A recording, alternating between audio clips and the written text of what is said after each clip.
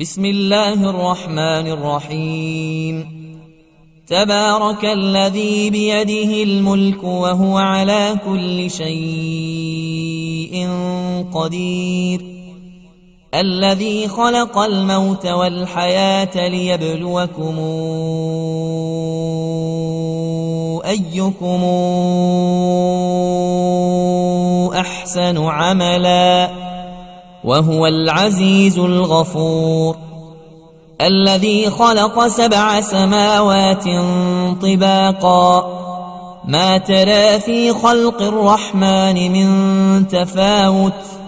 فارجع البصر هل ترى من فطور، ثم ارجع البصر كرتين ينقلب إليك البصر خاسئا وهو حسير. ولقد زينا السماء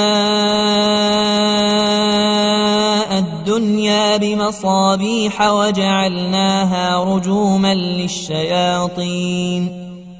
وأعتدنا لهم عذاب السعير. وللذين كفروا بربهم عذاب جهنم وبئس المصير. إذا ألقوا فيها سمعوا لها شهيقا وهي تفور، تكاد تميز من الغيظ، كلما ألقي فيها فوج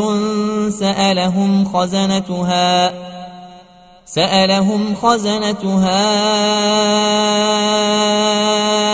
ألم ياتكم نذير؟ قالوا بلى قد جاءنا نذير فكذبنا وقلنا ما نزل الله من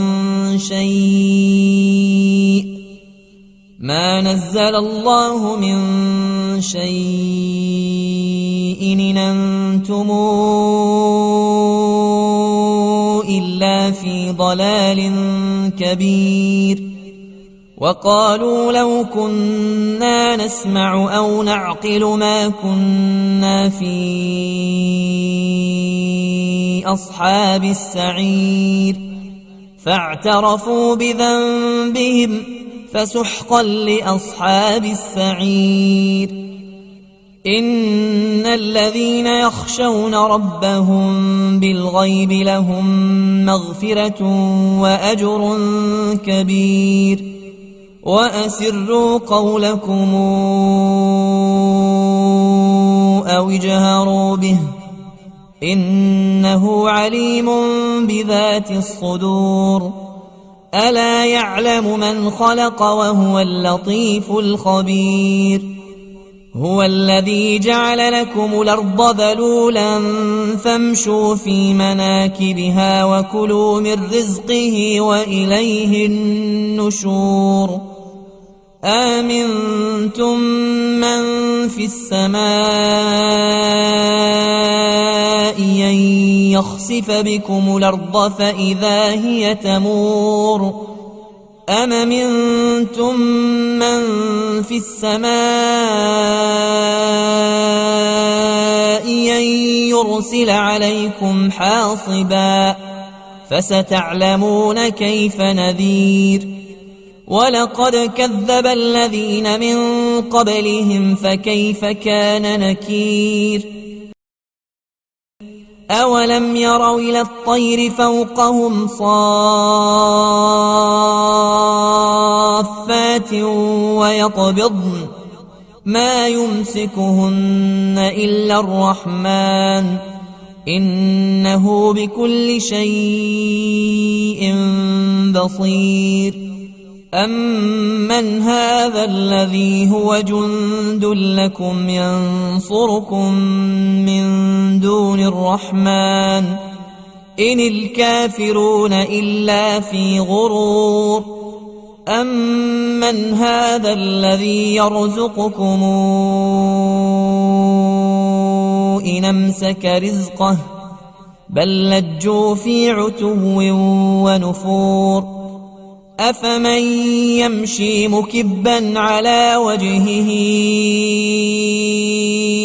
أهدى أمن يمشي سويا على صراط مستقيم قل هو الذي أنشأكم وجعل لكم السمع والأبصار والأفئدة قليلا ما تشكرون قل هو الذي ذرأكم في الأرض وإليه تحشرون ويقولون متى هذا الوعد إن كنتم صادقين قل إنما العلم عند الله وإنما أنا نذير مبين فلما رأوه زلفة سيئت وجوه الذين كفروا وقيل هذا الذي كنتم به تدعون قل رأيتم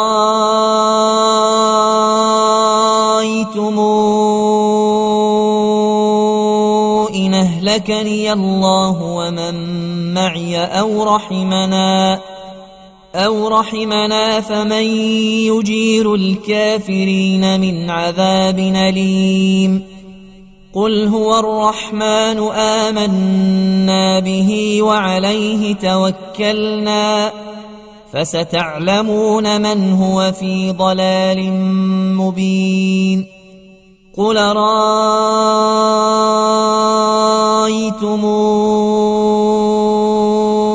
إن أصبح ماؤكم غورا فمن ياتيكم بماء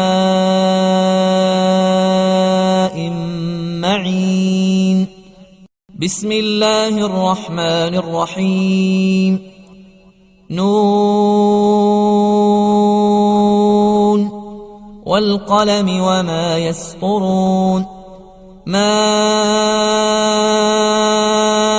أنت بنعمة ربك بمجنون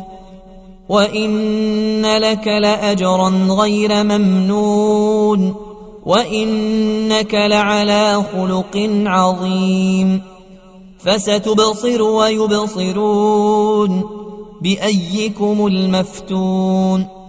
إن ربك هو أعلم بمن ضل عن سبيله وهو أعلم بالمهتدين فلا تطع المكذبين ودوا لو تدهن فيدهنون ولا تطع كل حلاف مهين هماز مشاء بنميم مناع للخير معتد نثيم عتل بعد ذلك زليم أن كان ذا مال وبنين إذا تتلى عليه آياتنا قال أساطير الأولين سنسمه على الخرطوم إنا بلوناهم كما بلونا أصحاب الجنة إذا اقسموا ليصرمنها مصبحين ولا يستثنون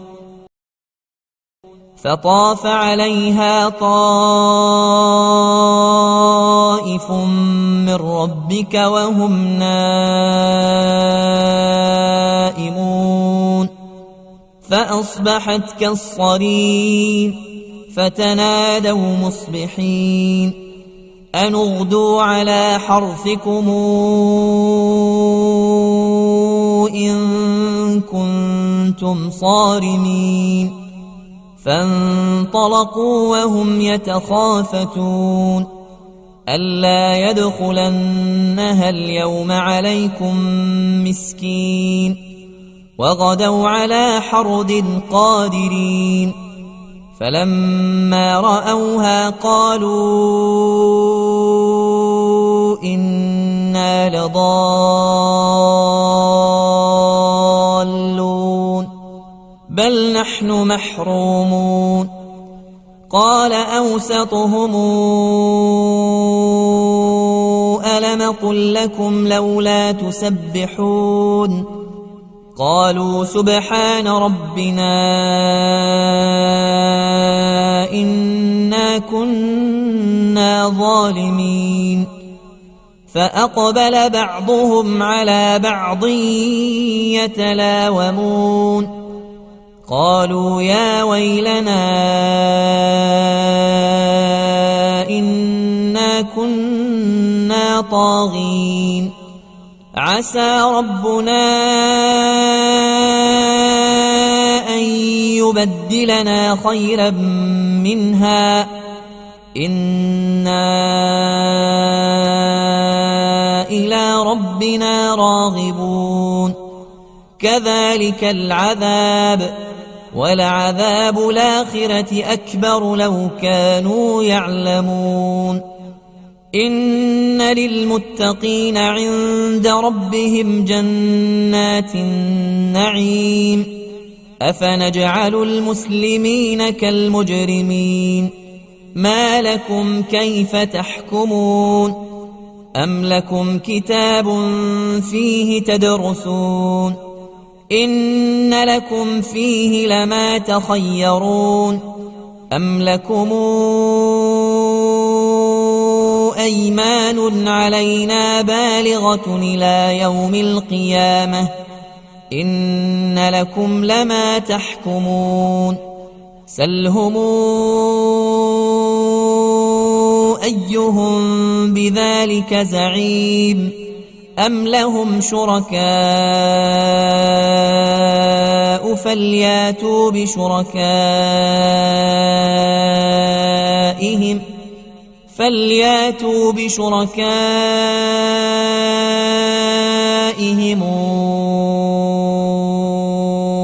إن كانوا صادقين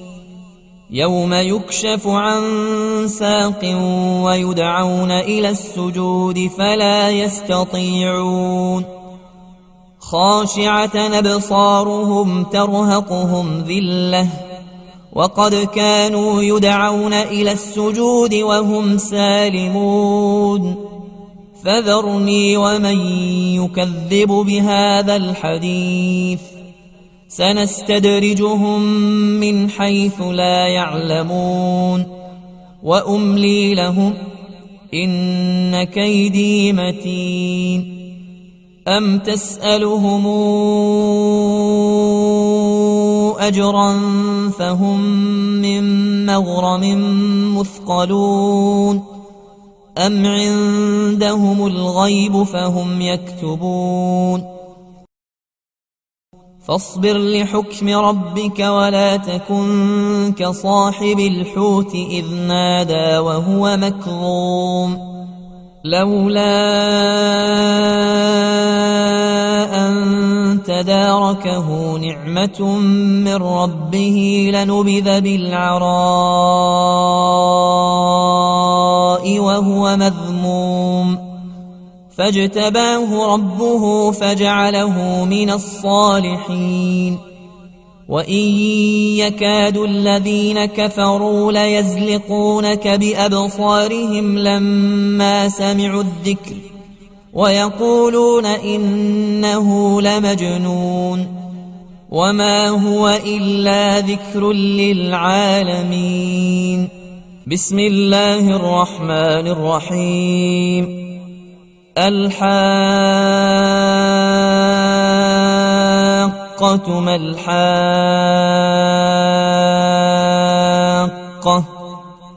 وما أدراك ما الحاقة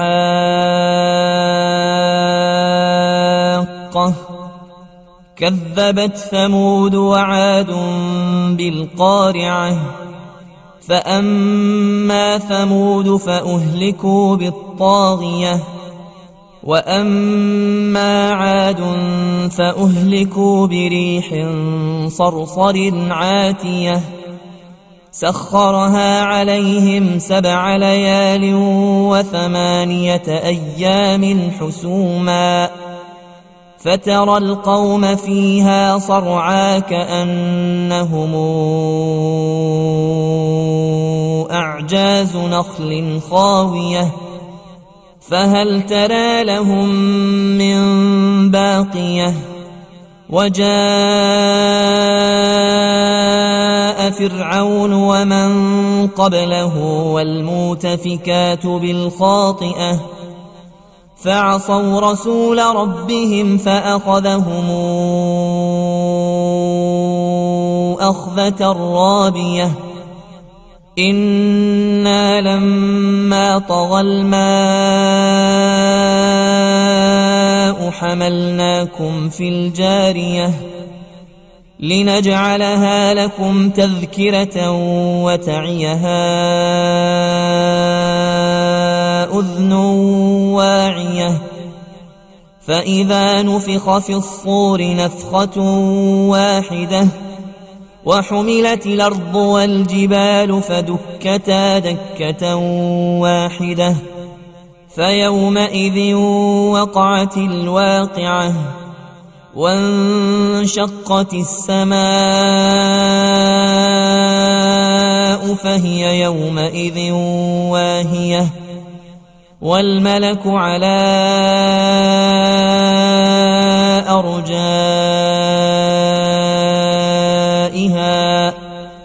ويحمل عرش ربك فوقهم يومئذ 8 يومئذ تعرضون لا تخفى منكم خافية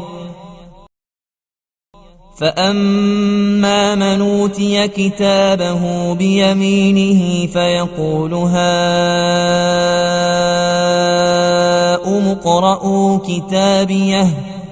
إني ظننت أني ملاق حسابيه فهو في عيشة راضية في جنة عالية قطوفها دانية كلوا واشربوا هنيئا بما أسلفتم في الأيام الخالية وأما من أوتي كتابه بشماله فيقول يا ليتني لموت كتابيه ولم أدر ما حسابيه يا ليتها كانت القاضية ما أغنى عني ماليه هلك عني سلطانيه خذوه فغلوه ثم الجحيم صلوه ثم في سلسلة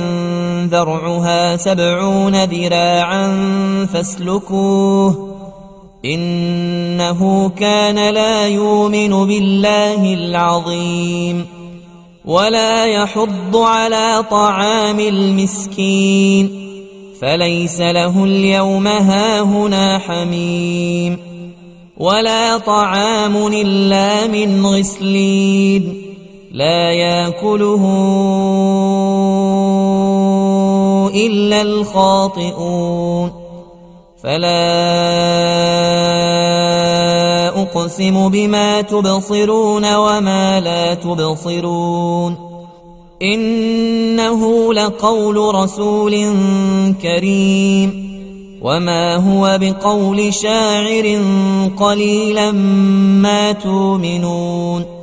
ولا بقول كاهن قليلا ما تذكرون تنزيل من رب العالمين ولو تقول علينا بعض الأقاويل لأخذنا منه باليمين ثم لقطعنا منه الوتين فما منكم من أحد عنه حاجزين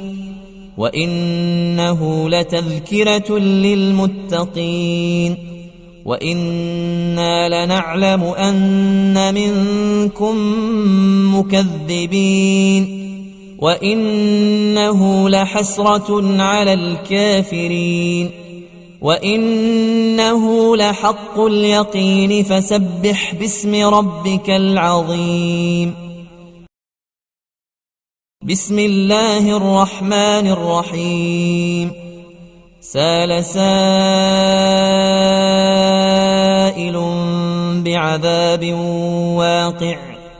للكافرين ليس له دافع من الله ذي المعارج. تعرج الملائكة والروح إليه في يوم كان مقداره 50,000 سنة فاصبر صبرا جميلا إنهم يرونه بعيدا ونراه قريبا يوم تكون السماء كالمهل وتكون الجبال كالعهن ولا يسأل حميم حميما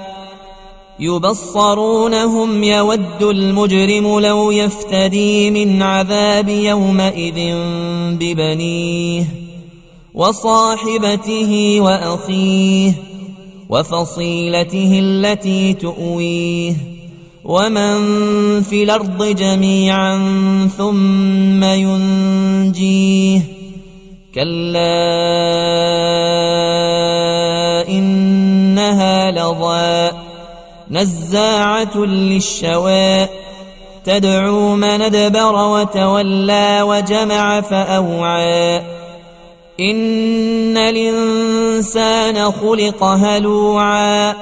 إذا مسه الشر جزوعا وإذا مسه الخير منوعا إلا المصلين الذين هم على صلاتهم دائمون والذين في أموالهم حق معلوم للسائل والمحروم والذين يصدقون بيوم الدين والذين هم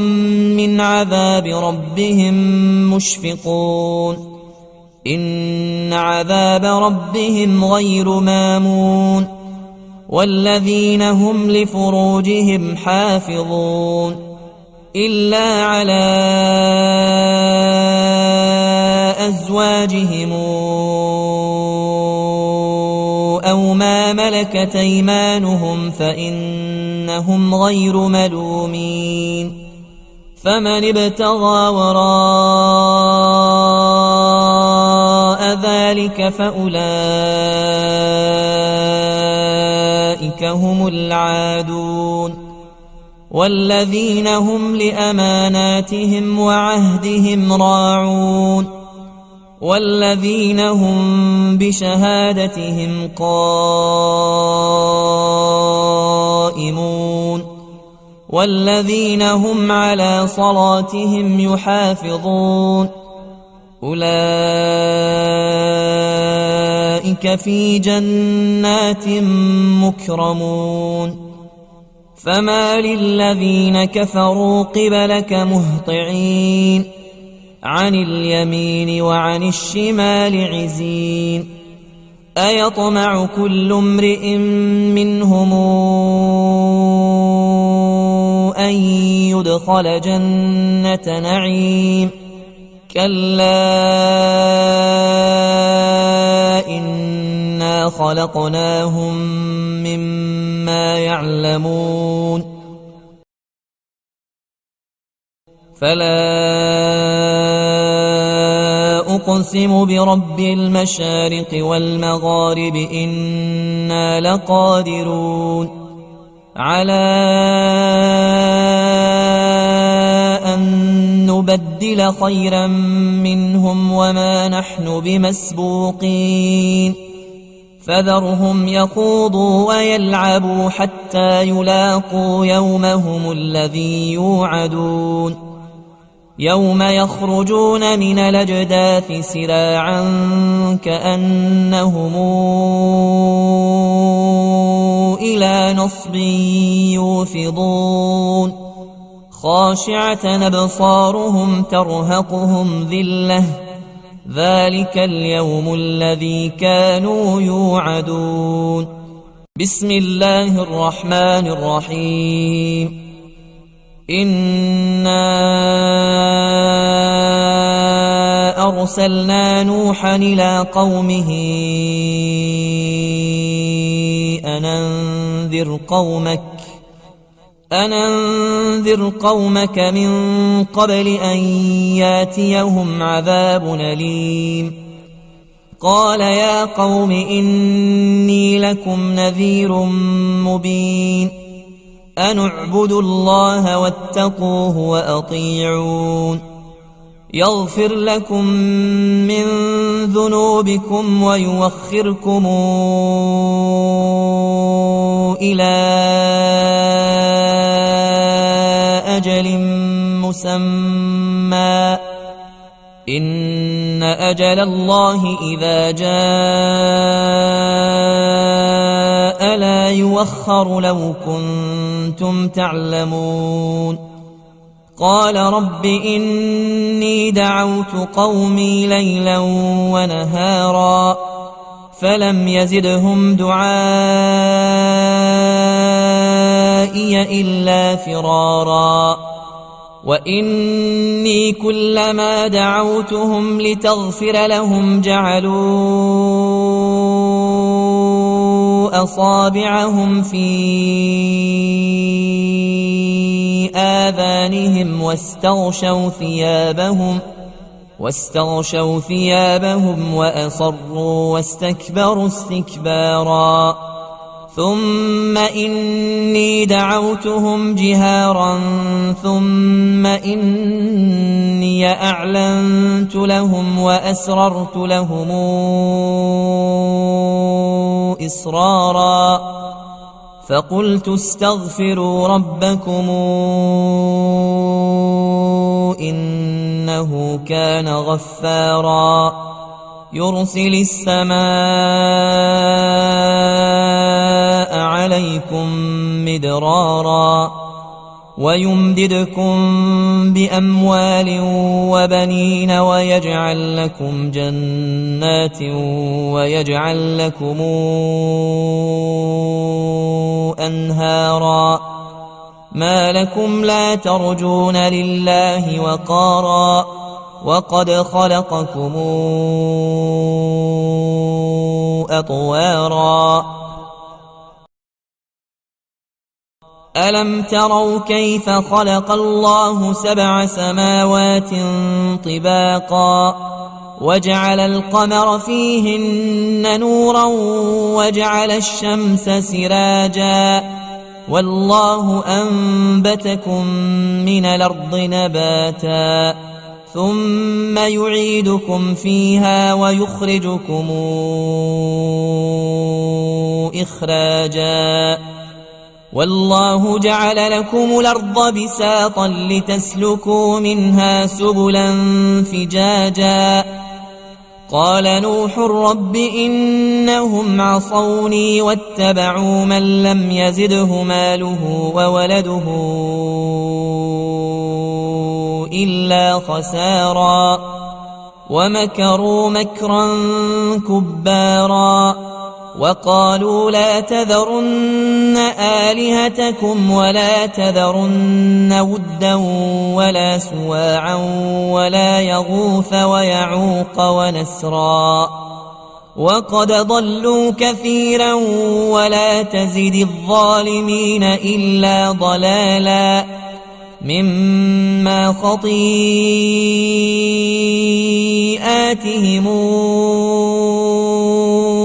أغرقوا فأدخلوا نارا فلم يجدوا لهم من دون الله أنصارا وقال نوح رب لا تذر على الأرض من الكافرين ديارا إنك إن تذرهم يضلوا عبادك ولا يلدوا إلا فاجرا كفارا رب اغفر لي ولوالدي ولمن دخل بيتي مؤمنا وللمؤمنين والمؤمنات ولا تزد الظالمين إلا تبارا. بسم الله الرحمن الرحيم. قل أوحي إلي أنه استمع نفر من الجن فقالوا إنا سمعنا قرآنا عجبا يهدي إلى الرشد فآمنا به ولن نشرك بربنا أحدا وإنه تعالى جد ربنا ما اتخذ صاحبة ولا ولدا وإنه كان يقول سفيهنا على الله شططا وإنا ظننا أن لن تقول الإنس والجن على الله كذبا وإنه كان رجال من الإنس يعوذون برجال من الجن فزادوهم رهقا وإنهم ظنوا كما ظننتم أن لن يبعث الله أحدا وإنا لمسنا السماء فوجدناها ملئت حرسا شديدا وشهبا وإنا كنا نقعد منها مقاعد للسمع فمن يستمع لان يجد له شهابا رصدا وإنا لا ندري أشر نريد بمن في الأرض أم أراد بهم ربهم رشدا وإنا منا الصالحون ومنا دون ذلك كنا طرائق قددا وإنا ظننا أن لن نعجز الله في الأرض ولن نعجزه هربا وإنا لما سمعنا الهدى آمنا به فمن يؤمن بربه فلا يخاف بخسا ولا رهقا وإنا منا المسلمون ومنا القاسطون فمن أسلم فأولئك تحروا رشدا وأما القاسطون فكانوا لجهنم حطبا وأن لو استقاموا على الطريقة لأسقيناهم ماء غدقا لنفتنهم فيه ومن يعرض عن ذكر ربه نسلكه عذابا صعدا وأن المساجد لله فلا تدعوا مع الله أحدا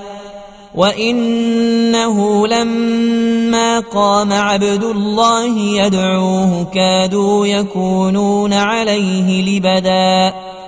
قال إنما أدعو ربي ولا أشرك به أحدا قل إني لا أملك لكم ضرا ولا رشدا قل إني لن يجيرني من الله أحد ولنجد من دونه ملتحدا إلا بلاغا من الله ورسالاته ومن يعص الله ورسوله فإن له نار جهنم خالدين فيها أبدا حتى إذا رأوا ما يوعدون فسيعلمون من أضعف ناصرا وأقل عددا قل ندري أقريب ما توعدون أم يجعل له ربي أمدا عالم الغيب فلا يظهر على غيبه أحدا إلا من ارتضى من رسول فإنه يسلك من بين يديه ومن خلفه رصدا ليعلم أن قد بلغوا رسالات ربهم وأحاط بما لديهم وأحصى كل شيء عددا بسم الله الرحمن الرحيم يا أيها المزمل قم الليل إلا قليلا نصفه أو انقص منه قليلا أو زد عليه ورتل القرآن ترتيلا إنا سنلقي عليك قولا ثقيلا إن ناشئة الليل هي أشد وطئا وأقوم قيلا إن لك في النهار سبحا طويلا واذكر اسم ربك وتبتل إليه تبتيلا رب المشرق والمغرب لا إله إلا هو فاتخذه وكيلا واصبر على ما يقولون واهجرهم هجرا جميلا وذرني والمكذبين أولي النعمة ومهلهم قليلا إن لدينا أنكالا وجحيما وطعاما ذا غصة وعذابا أليما يوم ترجف الأرض والجبال وكانت الجبال كثيبا مهيلا إنا أرسلنا إليكم رسولا شاهدا عليكم كما أرسلنا إلى فرعون رسولا فعصى فرعون الرسول فأخذناه أخذا وبيلا فكيف تتقون إن كفرتم يوما يجعل الولدان شيبا السماء منفطر به كان وعده مفعولا إن هذه تذكرة فمن شاء اتخذ إلى ربه سبيلا إن ربك يعلم أنك تقوم أدنى من ثلثي الليل ونصفه وثلثه وطائفة من الذين معك والله يقدر الليل والنهار علم أن لن تحصوه فتاب عليكم فاقرؤوا ما تيسر من القرآن علم أن سيكون منكم مرضى وآخرون يضربون في الأرض يبتغون من فضل الله وآخرون يضربون في الأرض يبتغون من فضل الله وآخرون يقاتلون في سبيل الله فاقرؤوا ما تيسر منه وأقيموا الصلاة وآتوا الزكاة وأقرضوا الله قرضا حسنا وما تقدموا لأنفسكم من خير تجدوه عند الله هو خيرا وأعظم أجرا واستغفروا الله إن الله غفور رحيم. بسم الله الرحمن الرحيم. يا أيها المدثر قم فأنذر وربك فكبر وثيابك فطهر والرجز فاهجر ولا تمنن تستكثر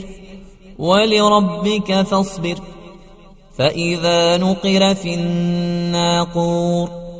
فذلك يومئذ يوم عسير على الكافرين غير يسير. ذرني ومن خلقت وحيدا وجعلت له مالا ممدودا وبنين شهودا ومهدت له تمهيدا ثم يطمع أن أزيد كلا إنه كان لآياتنا عنيدا سأرهقه صعودا إنه فكر وقدر فقتل كيف قدر ثم قتل كيف قدر ثم نظر ثم عبس وبسر ثم أدبر واستكبر فقال إن هذا إلا سحر يوثر إن هذا إلا قول البشر سأصليه سقر وما أدراك ما سقر لا تبقي ولا تذر لواحة للبشر عليها 19 وما جعلنا أصحاب النار إلا ملائكة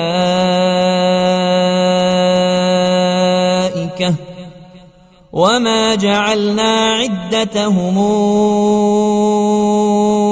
إلا فتنة للذين كفروا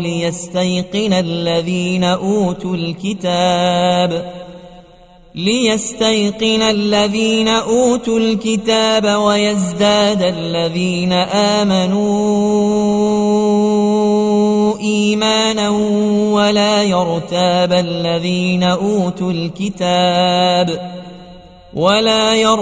الذين أوتوا الكتاب والمؤمنون وليقول الذين في قلوبهم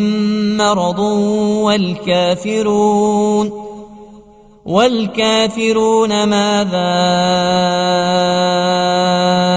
أراد الله بهذا مثلا كذلك يضل الله من يشاء ويهدي من يشاء وما يعلم جنود ربك إلا هو وما هي إلا ذكرى للبشر كلا والقمر والليل إذا ادبر والصبح إذا أسفر إنها لإحدى الكبر نذيرا للبشر لمن شاء منكم أن يتقدم أو يتأخر كل نفس بما كسبت رهينة إلا أصحاب اليمين في جنات يتساءلون عن المجرمين ما سلككم في سقر قالوا لم نك من المصلين ولم نك نطعم المسكين وكنا نخوض مع الخائضين وكنا نكذب بيوم الدين حتى أتانا اليقين فما تنفعهم شفاعة الشافعين فما لهم عن التذكرة معرضين كأنهم حمر مستنفرة فرت من قسورة بل يريد كل امرئ منهم أن يؤتى صحفا منشرة كلا بل لا يخافون الآخرة كلا إنه تذكرة فمن شاء ذكره وما تذكرون إلا أن يشاء الله هو أهل التقوى وأهل المغفرة.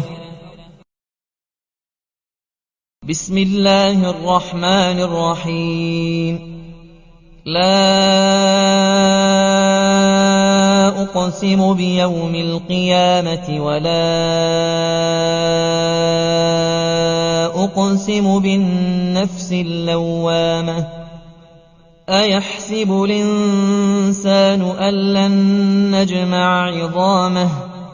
بلى قادرين على أن نسوي بنانه بل يريد الإنسان ليفجر أمامه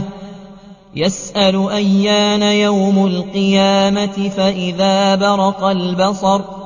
وخسف القمر وجمع الشمس والقمر يقول الإنسان يومئذ أين المفر كلا لا وزر إلى ربك يومئذ المستقر ينبأ الإنسان يومئذ بما قدم وأخر بل الإنسان على نفسه بصيرة ولو ألقى معاذيره لا تحرك به لسانك لتعجل به إن علينا جمعه وقرآنه فإذا قرأناه فاتبع قرآنه ثم إن علينا بيانه كلا بل تحبون العاجلة وتذرون الآخرة وجوه يومئذ ناظرة إلى ربها ناظرة ووجوه يومئذ باسرة تظن أن يفعل بها فاقرة كلا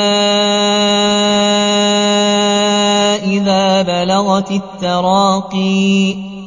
وقيل من راق وظن أنه الفراق والتفت الساق بالساق إلى ربك يومئذ المساق فلا صدق ولا صلى ولكن كذب وتولى ثم ذهب إلى أهله يتمطى أولى لك فأولى ثم أولى لك فأولى أيحسب الإنسان أن يترك سدى ألم يك نطفة من مني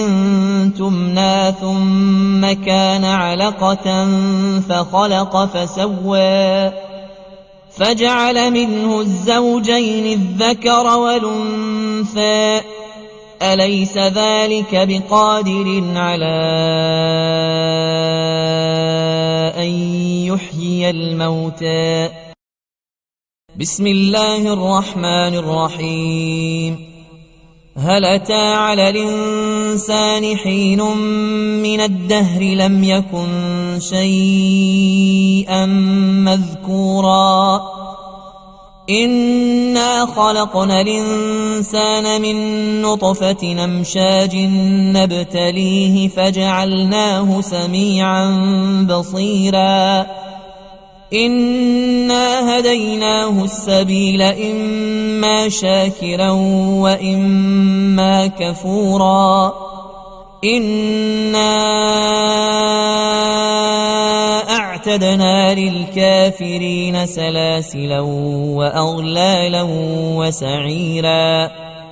إن الأبرار يشربون من كأس كان مزاجها كافورا. عينا يشرب بها عباد الله يفجرونها تفجيرا. يوفون بالنذر ويخافون يوما كان شره مستطيرا. ويطعمون الطعام على حبه مسكينا ويتيما وأسيرا. إنما نطعمكم لوجه الله لا نريد منكم جزاء ولا شكورا. إنا نخاف من ربنا يوما عبوسا قمطريرا. فوقاهم الله شر ذلك اليوم ولقاهم نضرة وسرورا. وجزاهم بما صبروا جنة وحريرا. متكئين فيها على الأرائك لا يرون فيها شمسا ولا زمهريرا. ودانية عليهم ظلالها وذللت قطوفها تذليلا. ويطاف عليهم بآنية من فضة وأكواب كانت قواريرا من فضة قدروها تقديرا. ويسقون فيها كأسا كان مزاجها زنجبيلا. عينا فيها تسمى سلسبيلا. ويطوف عليهم ولدان مخلدون إذا رأيتهم حسبتهم لؤلؤا منثورا. وإذا رأيت ثم رأيت نعيما وملكا كبيرا. عاليهم ثياب سندس خضر واستبرق وحلوا أساور من فضة وسقاهم ربهم شرابا طهورا. إن هذا كان لكم جزاء وكان سعيكم مشكورا. إنا نحن نزلنا عليك القرآن تنزيلا. فاصبر لحكم ربك ولا تطع منهم آثما أو كفورا. واذكر اسم ربك بكرة وأصيلا. ومن الليل فاسجد له وسبحه ليلا طويلا. إن هؤلاء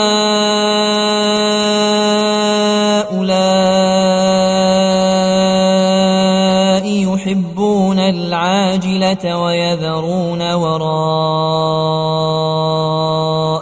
يوما ثقيلا. نحن خلقناهم وشددنا أسرهم وإذا شئنا بدلنا أمثالهم تبديلا إن هذه تذكرة فمن شاء اتخذ إلى ربه سبيلا وما تشاءون إلا أن يشاء الله إن الله كان عليما حكيما يدخل من يشاء في رحمته والظالمين أعد لهم عذابا أليما بسم الله الرحمن الرحيم والمرسلات عرفا فالعاصفات عصفا والناشرات نشرا